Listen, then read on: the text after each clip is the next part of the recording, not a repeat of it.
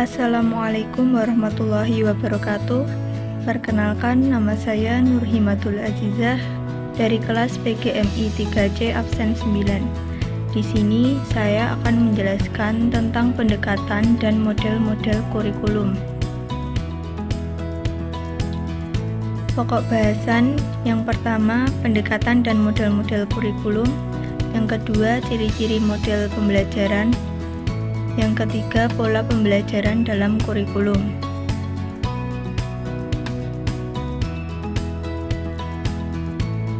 Materi yang pertama yaitu pengertian pendekatan. Pendekatan adalah cara kerja dengan menerapkan strategi dan metode yang tepat dengan mengikuti langkah-langkah pengembangan yang sistematis agar memperoleh kurikulum yang lebih baik. Pendekatan dapat diartikan sebagai titik tolak atau sudut pandang seseorang terhadap suatu proses tertentu. Dengan demikian, pendekatan pengembangan kurikulum menunjuk pada titik tolak atau sudut pandang secara umum tentang proses pengembangan kurikulum. Ada 4 pendekatan dalam pengembangan kurikulum. Yang pertama, pendekatan humanistik. Pendekatan humanistik dalam pengembangan kurikulum bertolak dari ide memanusiakan manusia. Pendekatan ini mengharapkan perkembangan diri siswa sehingga dapat menemukan kepribadiannya yang hidup di tengah-tengah masyarakat. Yang kedua, ada pendekatan teknologis. Perspektif teknologi sebagai kurikulum ditekankan pada efektivitas program, metode, dan material untuk mencapai suatu manfaat dan keberhasilan. Yang ketiga, ada pendekatan rekonstruksionalisme.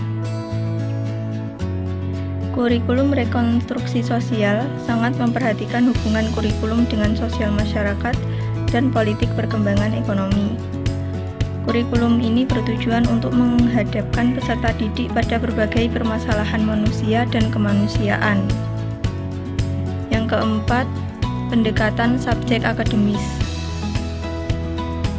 Pendekatan kurikulum akademik adalah membuat kurikulum berdasarkan sistem keilmuan tertentu yang berbeda dengan sistem keilmuan lainnya. Oleh karena itu, pendekatan subjek akademis merupakan pendekatan kurikulum yang menitikberatkan pada disiplin ilmu, di mana persiapannya didasarkan pada masing-masing disiplin ilmu. Materi selanjutnya yaitu model-model kurikulum.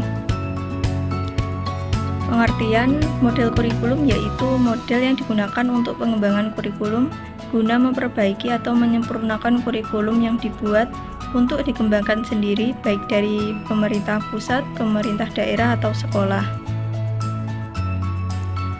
Model-model kurikulum yang pertama ada model Taba Inverted.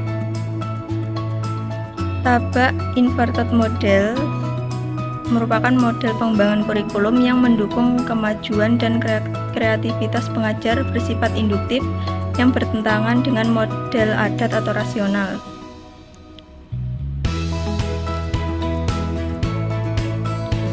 Yang kedua ada model administratif. Model ini menggunakan prosedur garis staf atau garis komando dari atas ke bawah. Maksudnya inisiatif pengembangan kurikulum berasal dari pejabat tinggi atau Kemendiknas, kemudian secara struktural dilaksanakan di tingkat bawah. Yang kedua ada model grassroots. Model ini bertentangan dengan model regulasi. Pendidik di sekolah membentuk suatu kelompok untuk membuat atau menyempurnakan rencana pendidikan, baik dalam satu atau beberapa program pendidikan. Model yang kemungkinan hanya terjadi di satu sekolah, namun di beberapa sekolah juga bisa terjadi, khususnya dengan bekerja sama. Yang keempat ada model demonstrasi. Model demonstrasi pada dasarnya bersifat grassroots, datang dari bawah. Model ini diprakarsai oleh sekelompok guru atau sekelompok guru bekerja sama dengan ahli yang bermaksud mengadakan perbaikan kurikulum. Model ini umumnya berskala kecil, hanya mencakup satu atau beberapa sekolah. atau satu komponen kurikulum atau mencakup keseluruhan komponen kurikulum. Yang kelima ada model Beukam. Model ini dikembangkan oleh Beukam, seorang ahli kurikulum. Beukam mengatakan bahwa kurikulum adalah rencana untuk pendidikan atau perencanaan pelaksanaan rencana yang disetujui. Yang keenam ada model Rogers. Carl Rogers adalah seorang ahli psikologi yang berpandangan bahwa manusia dalam proses perubahan mempunyai kekuatan dan potensi untuk berkembang sendiri. Berdasarkan pandangan tentang manusia, maka Rogers mengemukakan model pengembangan kurikulum yang disebut dengan model relasi interpersonal Rogers. Yang ketujuh ada model pemecahan masalah. Model ini dikenal dengan nama Action Research Model, dengan asumsi bahwa perkembangan kurikulum merupakan perubahan sosial. Kurikulum dikembangkan dalam rangka memenuhi kebutuhan para pemangku kepentingan yang meliputi orang tua siswa, masyarakat, dan lain-lain. Ciri-ciri model pembelajaran menurut Rusman, yang pertama berdasarkan teori pendidikan dan teori belajar dari para ahli tertentu. Yang kedua memiliki misi atau tujuan pendidikan tertentu. Yang ketiga dapat dijadikan pedoman untuk perbaikan kegiatan belajar mengajar di kelas. Yang keempat, memiliki bagian model termasuk urutan langkah-langkah pembelajaran atau sinteks, prinsip-prinsip reaksi, sistem sosial, dan sistem pendukung. Yang kelima, memiliki dampak sebagai akibat terapan model pembelajaran. Yang keenam, membuat persiapan mengajar dengan pedoman model pembelajaran yang dipilih. Sedangkan ciri-ciri model pembelajaran menurut Trianto, yang pertama, rasional teoretis logis yang disusun oleh para pencipta atau pengembangnya.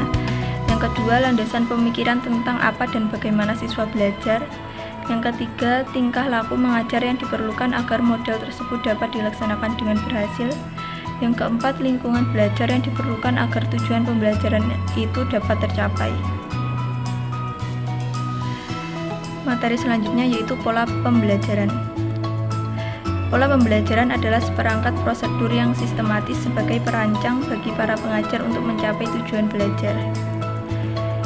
Barry Morris mengklasifikasikan 4 pola pembelajaran sebagai berikut. Yang pertama, pola pembelajaran tradisional 1, yang kedua, pola pembelajaran tradisional 2, yang ketiga, pola pembelajaran guru dan media, yang keempat, pola pembelajaran bermedia.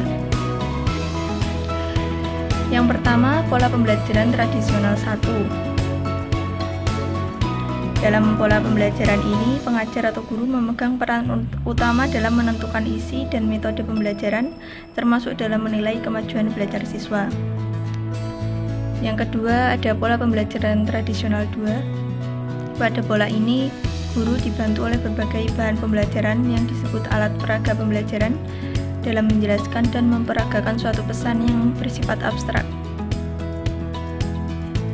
Yang ketiga, pola pembelajaran guru dan media. Pola pembelajaran ini adalah mempertimbangkan keterbatasan guru yang tidak mungkin menjadi satu-satunya sumber belajar. Guru dapat memanfaatkan berbagai media pembelajaran sebagai sumber belajar yang dapat menggantikan guru dalam pembelajaran. Yang keempat, pola pembelajaran bermedia. Pola ini merupakan pola pembelajaran media dengan siswa atau pola pembelajaran jarak jauh menggunakan media atau bahan pembelajaran yang disiapkan. Dalam pola ini, siswa belajar dengan media tanpa bantuan guru. Artinya, guru hanya sebagai fasilitator yang menyiapkan bahan atau materi pembelajaran yang kemudian bahan tersebut diaplikasikan pada media sebagai sumber belajar siswa. Itu tadi penjelasan dari saya. Terima kasih. Wassalamualaikum warahmatullahi wabarakatuh.